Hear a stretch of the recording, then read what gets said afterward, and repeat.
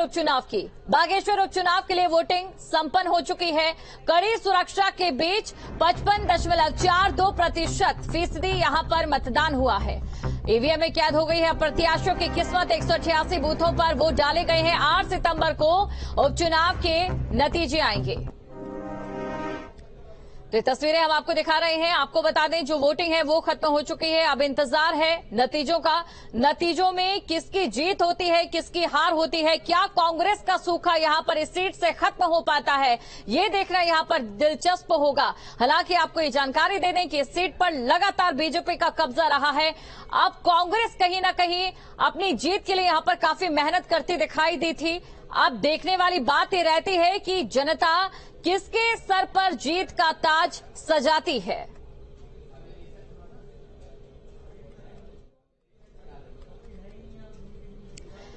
तो कड़ी सुरक्षा के बीच 55.42% मतदान यहां पर हुआ है। आपको बता दें कल ही जो पोलिंग पार्टियां थी वो यहां पर रवाना हो गई थी और शांतिपूर्ण मतदान यहां पर रहा। किसी भी तरीके की कोई ऐसी घटना सामने नहीं आई। का धन्यवाद ज्ञापन करना चाहूंगी। जितने भी हमारे कार्मिक लगे हैं, जितनी पोलिंग पार्टीज हमारी लगी थी, पोलिंग पर्सनल जितने हैं, उनका उन्होंने सभी ने बहुत मेहनत करी है, बहुत निष्ठा और ईमानदारी और लगन से निर्वाचन संपन्न कराया है। और ये निर्वाचन हमारे लिए बहुत शांतिपूर्ण तरीके से संपन्न हुआ है। यही हमारे लिए बहुत बड़ी उपलब्धि है। 188 पोलिंग बूथ हैं जिन पर निर्वाचन हुआ है। अभी हमारे पास लगभग 22 पार्टी ने रिपोर्ट कर दिया है, तो रात भर तक लगभग सभी पार्टीज हमारी रिपोर्ट कर देंगी। और जो अगली मतगणना की तारीख है वो 8 तारीख है। 8 तारीख को मतगणना की जाएगी, तब हमारा रिजल्ट डिक्लेयर होगा। इस कान से तुम्हें यहाँ से निकाल दिया, ऐसे विधायक भी हो गए, अधिकारी हो गए, कोई फायदा नहीं। ऐसा होने से जनता की बात सुनने वाले होने चाहिए। जनता भी अपने हित में सोचती है, अब जनता का ही हित नहीं हुआ तो क्या फायदा हुआ। यहाँ के विकास को लेकर के जितना विकास मंत्री जी ने यहाँ पर किया है उसी को लेकर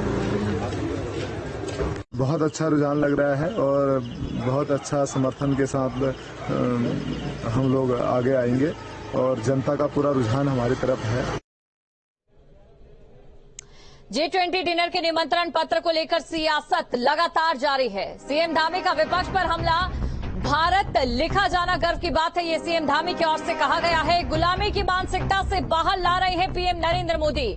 हम भारत माता की जय ही बोलते हैं, हमारे मन में भारत बसा है। ये तमाम बातें यहां पर सीएम धामी की ओर से कही गई है। विपक्ष के पास कोई मुद्दा नहीं है। G20 के निमंत्रण पत्र पर प्रेसिडेंट ऑफ भारत लिखा है।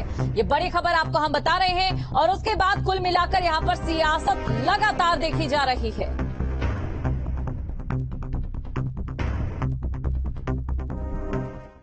G20 समिट के रात्रि भोज पर आयोजित होने वाले निमंत्रण पत्र पर प्रेसिडेंट ऑफ भारत लिखा जाना हम सब भारतवासियों के लिए गौरव का क्षण है और माननीय प्रधानमंत्री जी का जो गुलामी की मानसिकता है उससे बाहर निकालने के लिए श्रेष्ठ कदम है।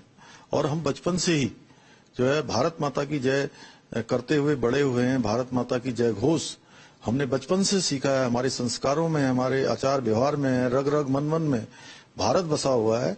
इसलिए विपक्ष के लोगों के पास कोई मुद्दा नहीं है। इसलिए जो है इस प्रकार के मुद्दों को बेवजह जो है जो भी काम मोदी जी देश के लिए कर रहे हैं उन सभी पर केवल विरोध के लिए विरोध कर रहे हैं। और राष्ट्रपति के डिनर में शामिल होंगे सीएम धामी। G20 समिट के दौरान राष्ट्रपति भवन में जो डिनर का आयोजन किया जा रहा है, 9 सितंबर को डिनर में सीएम धामी शिरकत करेंगे। 8 सितंबर को दिल्ली पहुंचेंगे सीएम धामी। ये बड़ी खबर आपको हम बता रहे हैं और इस डिनर में वो शामिल होंगे। ये बड़ी खबर G20 समिट के दौरान राष्ट्रपति भवन में ये डिनर रहने वाला है। ये बड़ी खबर आपको हम बता रहे हैं। 9 सितंबर को डिनर में सीएम धामी शिरकत करेंगे। ये बड़ी खबर।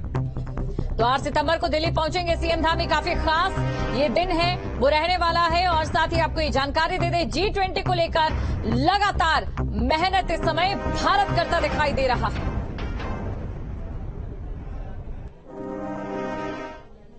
अगली खबर है देहरादून से, जहां पर कल विधानसभा सत्र का दूसरा दिन है और सदन में जोरदार हंगामे के आसार भी नजर आ रहे हैं। सत्र की कम अवधि को लेकर विपक्ष कुल मिलाकर आग बबूला है।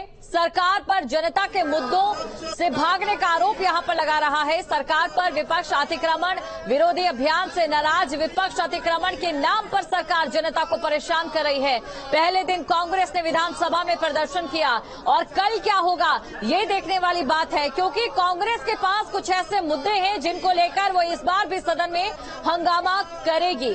साथ ही आपको ये जानकारी दे दें, इससे पहले भी जो लगातार सत्र हुए हैं उनमें कांग्रेस ने ये कहा है कि कहीं ना कहीं कम समय दिया जाता है। ये आपत्ति हमेशा से कांग्रेस को रही है, लेकिन देखने वाली बात ये होगी सरकार जिन एम्स के साथ अब इस सत्र में आगे बढ़ रही है, क्या विपक्ष उन्हें उस तरीके से घेर पाता है?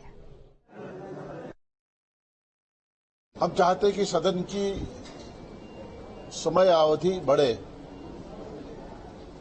पूर्व में भी देखने को मिला है, पिछले 2022 और 2023 में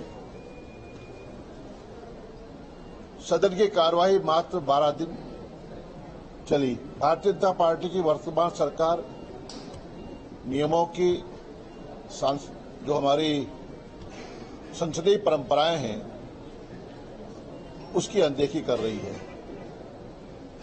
सरकार सवालों से बचना चाहती है। देश में अतिक्रमण के नाम पर लोगों में दहशत का माहौल है। उन्हें उजाड़ने की लगातार कोशिशें हो रही हैं। नोटिस चस्पा कर दिए गए हैं और जो छोटे दुकानदार हैं, मझोले काश्तकार हैं, जो ढाबे हैं, दुकानें हैं, होटल्स हैं, घर हैं, सबको नेस्ता नाबूद करने की कोशिश हो रही है। तो एक तरफ विपक्ष सरकार को सदन में घेरने की रणनीति बना रहा है, तो सरकार भी विपक्ष को जवाब देने के लिए तैयार नजर आ रही है। स्पीकर रितु खंडूड़ी का ये कहना है कि सदन में विधायक जनहित से जुड़े प्रश्नों को उठाएं, सदन की गरिमा का ख्याल रखें, क्योंकि अक्सर विपक्ष पर यह आरोप लगता है कि विपक्ष सिर्फ और सिर्फ हंगामा करता है। सभी विधायकों से, सदस्यों से मेरा निवेदन है कि अपनी बातों, अपने प्रश्न उठाएं। सप्लीमेंट्री भी हम लोग उठाने देते हैं, तो सप्लीमेंट्री भी जो सदस्यगण है वो उठा सकते हैं। माननीय मंत्री लोग सारे उसका जवाब देंगे, तो प्रश्नकाल अच्छे से चले, शांतिपूर्वक चले, सुचारू रूप से चले, ऐसी मैं आशा करती हूँ। उसके बाद जिस भी नियम के तहत जो विपक्ष है वो अपनी बात रखते हैं, नियम 300 के तहत पूरा सदन अपनी बात को लिख कर देता है, तो इस तरह की प्रक्रिया है वो करें। मानसून सत्र का पहला दिन चंदन रामदास को समर्पित रहा। उनकी मृत्यु के बाद आज सदन का पहला दिन था और सत्र पहली बार हो रहा था, तो तमाम पक्ष और विपक्ष के सदस्यों ने उनको श्रद्धांजलि दी और उनसे जुड़े हुए अनुभवों को बांटा। सदन में सभी सदस्यों ने तकरीबन ये बताया कि चंदन रामदास के व्यक्तित्व की क्या खासियत थी और उनसे जुड़े पहलुओं पर भी उन्होंने अपनी यात्रा का भी वृत्तांत सुनाया। और इसके अलावा आज फिर इसके बाद सदन स्थगित कर दिया गया। श्रद्धांजलि सभा के बाद अब सदन की कार्रवाई कल 11 बजे से सुचारू होगी और कल ही तमाम विधेयक और जो भी बिजनेस है सरकार का वो टेबल्ड किया जाएगा। 11,000 करोड़ से ज्यादा का अनुपूरक बजट कल टेबल्ड किया जाना है, सदन में रखा जाना है और उसको पास कराए जाने की जो विधायिक प्रक्रिया होती है उसको किया जाएगा। और उसके बाद चूंकि आज सदन के शुरू होने से पहले ही कांग्रेस ने धरना प्रदर्शन शुरू कर दिया था। कांग्रेस का आरोप यह है कि सरकार सदन नहीं चलाना चाहती और केवल 1-2 दिन में सदन को निपटाना चाहती है। इससे जन समस्याओं का निराकरण नहीं होता, न अपने क्षेत्र की समस्याओं को रखा जाता है। लेकिन सरकार का इस पर अभी तक कोई जवाब नहीं आया है और कल भी कांग्रेस पूरे हंगामा करने के मूड में है। अपने सहयोगी कैमरामैन सोनी कुमार के साथ न्यूज स्टेट के लिए देहरादून से अजीत सिंह राठी। तो विपक्ष हंगामा करने के मूड में दिखाई दे रहा है, लेकिन देखने वाली बात यह होगी कि कल किस तरीके से जो सदन का दूसरा दिन है, सत्र का जो दूसरा दिन है, वो यहां पर रहता है। चलिए रुक करेंगे, अगली बड़ी खबर की हम बात करेंगे। बड़ी खबर आपको हम बता दें बागेश्वर से, जहां पर खाई में